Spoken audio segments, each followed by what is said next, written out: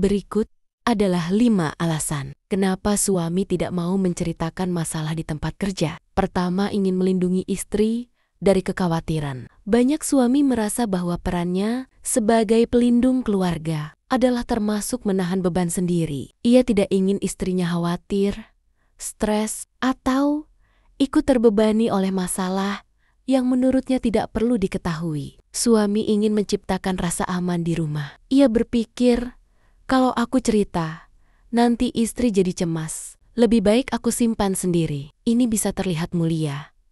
Tapi jika terlalu lama dipendam, justru berbahaya secara emosional. Kedua, merasa harga dirinya akan turun. Beberapa pria tumbuh dengan keyakinan bahwa lelaki sejati harus kuat dan tahan banting. Cerita soal masalah kerja, apalagi jika menyangkut kegagalan atau tekanan, bisa terasa seperti kelemahan. Suami takut terlihat lemah di depan istrinya. Ia khawatir dianggap tidak mampu atau gagal. Padahal, keterbukaan justru memperkuat ikatan, bukan melemahkannya. Ketiga, merasa istri tidak akan mengerti situasinya. Masalah di tempat kerja bisa kompleks politik kantor, tekanan target, konflik antar tim, atau dilema etika. Suami kadang merasa istrinya tidak akan memahami atau bisa membantu. Jadi ia memilih diam, ngomong pun percuma.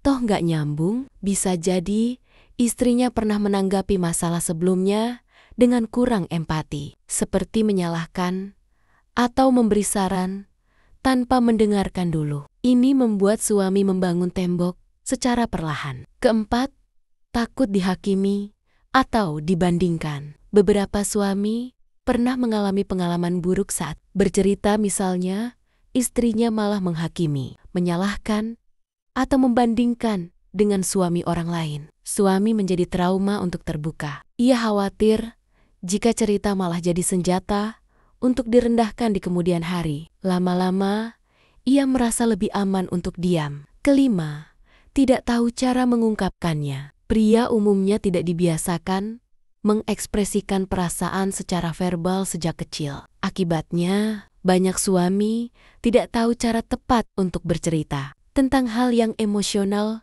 atau rumit. Dia bingung harus mulai dari mana. Takut salah ucap, malah jadi masalah baru. Lebih mudah memilih diam atau pura-pura baik-baik saja. Ketertutupan suami bukan berarti ia tidak percaya pada istri. Kadang, itu adalah kombinasi dari beban batin, ego, pola pikir, dan pengalaman emosional. Yang terpenting bagi seorang istri adalah menciptakan ruang yang aman, tidak menghakimi, dan penuh empati, agar suami merasa nyaman untuk membuka diri. Membantu suami terbuka bukan dengan memaksa, tapi dengan hadir sebagai pendengar yang tenang, sabar, dan siap memeluk luka-lukanya tanpa menghakimi.